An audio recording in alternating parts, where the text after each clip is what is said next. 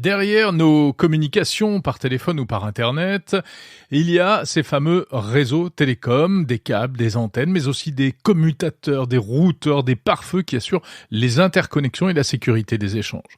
Un dispositif qui est de plus en plus remplacé aujourd'hui par des ordinateurs et des logiciels dans des data centers. On appelle cette mutation la virtualisation des réseaux. Un phénomène qui concerne tous les opérateurs. On en parle avec mon invité. Bonjour Laurent Leboucher. Bonjour Jérôme. Vous êtes CTO, c'est-à-dire directeur technique du groupe Orange. Orange, partenaire de cet épisode de Monde Numérique, je le précise. On se retrouve chaque mois pour découvrir l'innovation dans le secteur des télécoms. Alors, la virtualisation des réseaux, de quoi s'agit-il concrètement ? La virtualisation, c'est quelque chose qui existe dans le monde informatique depuis longtemps. C'est l'idée que des applications, et ça s'applique aussi aux réseaux, des applications informatiques, on va les découper. On va découper la partie logicielle du hardware. Et on va faire en sorte, en fait, que au lieu de voir un réseau comme des équipements, on va le voir comme des fonctions logicielles qui vont pouvoir s'exécuter sur du hardware, du matériel, qui de plus en plus sera banalisé. Parce que ce qu'il faut comprendre, c'est que, et ce que tout le monde ne sait pas, c'est exactement ce qu'est un réseau télécom finalement. C'est quoi ? Alors c'est un système qui est complexe. C'est un système qui comprend beaucoup d'équipements, de fonctions, qui permettent de pouvoir contrôler le fonctionnement de bout en bout des services, par exemple de la voix, par exemple de la transmission des images, et de le faire, je dirais, à l'échelle d'un très grand territoire, d'un pays, y compris d'ailleurs en s'interconnectant aussi avec d'autres opérateurs. Donc ça comprend des fonctions qu'on va trouver qui sont proches des antennes, si on s'intéresse au réseau mobile, pour transmettre l'information, la récupérer depuis les antennes et puis les envoyer en fait ces données jusqu'à des data centers. Et donc on a des fonctions ensuite qui sont des fonctions de transport, et puis on a des fonctions qui permettent de contrôler l'acheminement de toutes ces données. On imagine des câbles sous la chaussée, des antennes pour la fonction sans fil cellulaire, etc., etc. C'est du dur. Beaucoup de physique. Beaucoup de physique. C'est effectivement une partie qui est de la transmission. En fait sur. Alors de plus en plus, en fait, c'est de l'optique. Donc on passe par des fibres optiques.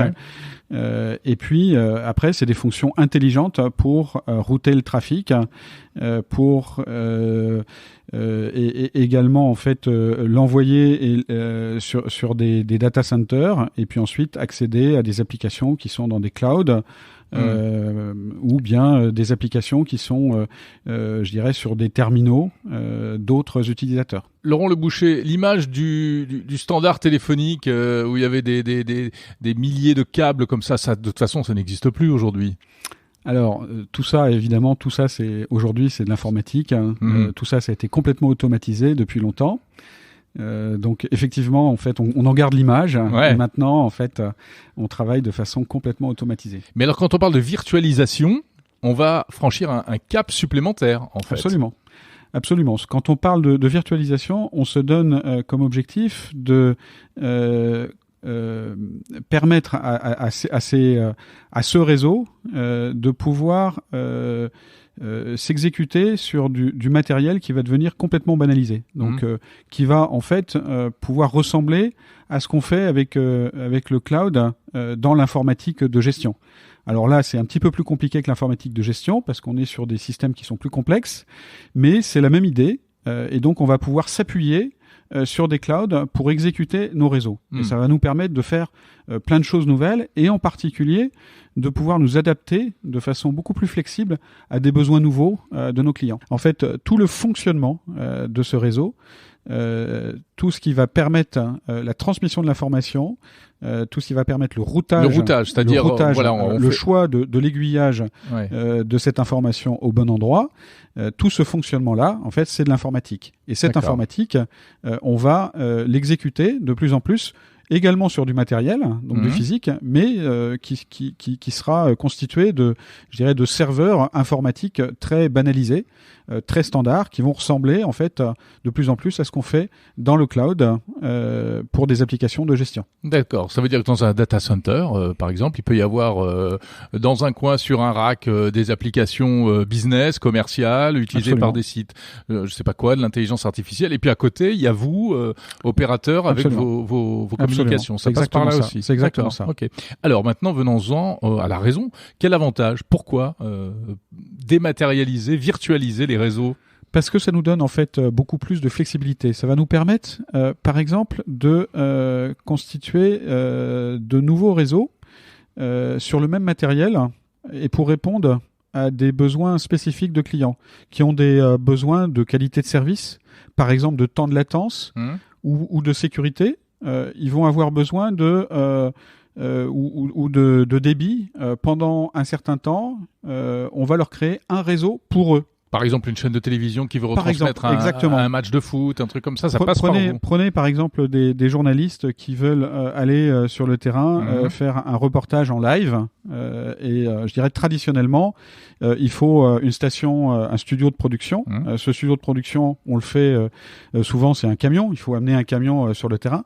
Et bien là, on pourrait remplacer en fait ce camion par une sorte de réseau virtuel qu'on va construire, qu'on va établir de façon automatique sur le réseau physique. Donc le réseau physique préexiste. Donc je me branche à Internet et donc vous avez vous comme journaliste, vous avez la possibilité, si vous avez commandé cette option-là, vous allez par exemple près d'un stade et vous avez la possibilité de commander ce réseau virtuel et on va le livrer localement et donc vous aurez la possibilité de l'utiliser et ça sera beaucoup plus simple que d'amener un gros camion. Bien sûr. Donc tout ça, ça passe par des data centers, vous l'avez dit, et ça se gère comment? Donc du coup, ça se gère avec une interface, j'imagine, classique, voilà, depuis un bureau de n'importe quel coin du globe en fait. Côté opérateur, je veux dire. Alors côté opérateur, effectivement, on a je dirais des métiers d'exploitation qui de plus en plus pour le réseau ressemblent à des métiers d'exploitation d'informaticiens. Donc on a des salles de supervision, on a des centres de supervision. De plus en plus, on est en train également de mutualiser ces centres de supervision pour plusieurs pays et d'offrir en fait un service en fait plus efficace, moins coûteux également aux opérations locales dans les pays. On comprend l'intérêt pour les opérateurs. Quel est l'intérêt pour le client? L'intérêt pour le client, comme je le disais, c'est de pouvoir lui offrir des réseaux nouveaux avec une qualité de service nouvelle, particulière et rapidement, de le faire de façon industrielle, répétable. C'est beaucoup plus rapide, c'est-à-dire que ça prend combien de temps par rapport à avant en plus? Par exemple, l'exemple que je citais, on pourrait constituer ce réseau virtuel à nouveau, on pourrait le constituer en quelques minutes.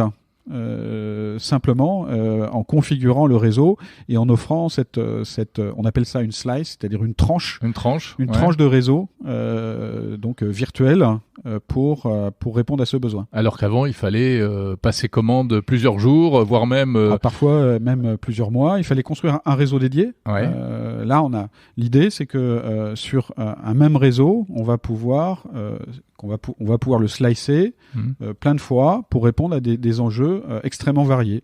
On peut penser aussi à un campus industriel, lui offrir un réseau privé juste pour lui, en utilisant les capacités du réseau public. On peut penser aussi à un port un port industriel qui va avoir aussi des besoins très spécifiques. On va pouvoir répondre à cet enjeu-là et je dirais que c'est l'un des grands avantages d'une part de la virtualisation, mais aussi de la virtualisation appliquée en fait au réseau mobile. Et donc la possibilité de construire ces fameux slices. Mais ça concerne, vous l'avez dit, aussi bien le mobile que le fixe. Ça concerne le mobile, le fixe. Le fixe, Internet, etc. Absolument. Tous les opérateurs du monde suivent cette tendance aujourd'hui. Tous les opérateurs du monde suivent cette tendance. C'est une tendance de fond. C'est une tendance qui vient de l'informatique et qui désormais est en train de s'appliquer au réseau en profondeur et qui change beaucoup de pratiques. Oui, en interne, ça a changé beaucoup de choses. Et puis, ça veut dire que vous devenez encore plus dépendant d'une certaine manière de ces fameux data centers, etc. Alors, Comment ça se passe? Vous avez vos propres data centers? On a nos propres data centers. Donc on construit en général pour le réseau public. On est surtout sur des infrastructures data centers internes ou des salles techniques internes, donc qui nous appartiennent, qu'on maîtrise. Mais je dirais que ces environnements ressemblent de plus en plus en fait à des data centers informatiques classiques. Voilà. Ouais, bien sûr. Laurent Le Boucher, on voit les avantages. Est-ce qu'il n'y a pas des inconvénients, et notamment en termes de sécurité? Je sais pas, question naïve, est-ce que ça ne présente pas plus de vulnérabilité, des risques de panne, des risques de cyberattaque? Alors, c'est vrai que il faut s'adapter.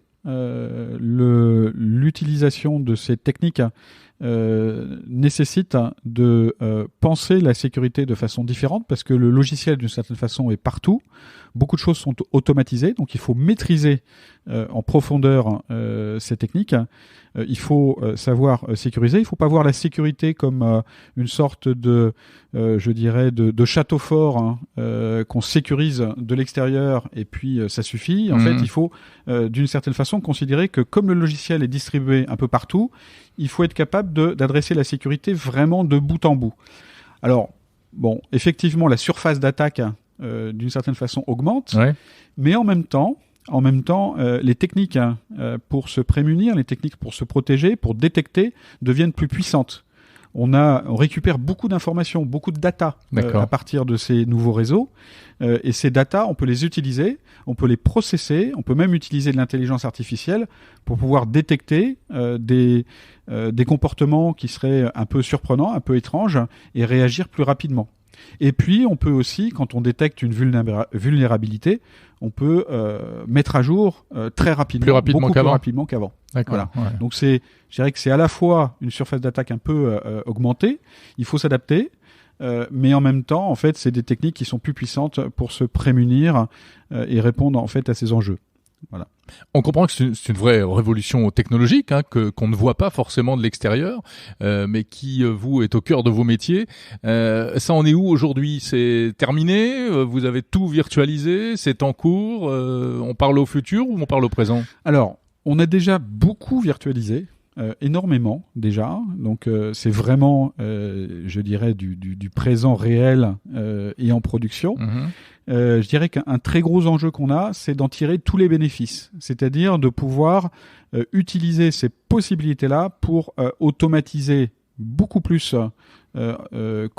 qu'aujourd'hui encore notre exploitation, la rendre plus intelligente, c'est-à-dire encore plus automatique? Plus automatique. Donc en utilisant vraiment en fait les capacités que ces réseaux permettent, que cette virtualisation permet, pour être plus efficace, pour pouvoir offrir plus de réseaux virtuels sur un même réseau, parce qu'il faut penser que chaque réseau virtuel, finalement, c'est comme un petit réseau pour un client, une entreprise, et donc qu'il faut surveiller. Donc c'est d'une certaine façon une activité nouvelle. C'est pas un seul réseau pour tout le monde. Ça devient en fait un maillage, une multitude de petits réseaux avec à chaque fois des exigences de qualité, des exigences de sécurité, et donc sans l'automatisation, c'est tout bonnement impossible. Donc, je dirais que ce qui est devant nous encore, c'est vraiment de progresser. Alors, pas nous, Orange uniquement, c'est toute l'industrie, tous les opérateurs, c'est progresser sur cette capacité à automatiser encore beaucoup plus. Merci Laurent Le Boucher, CTO du groupe Orange.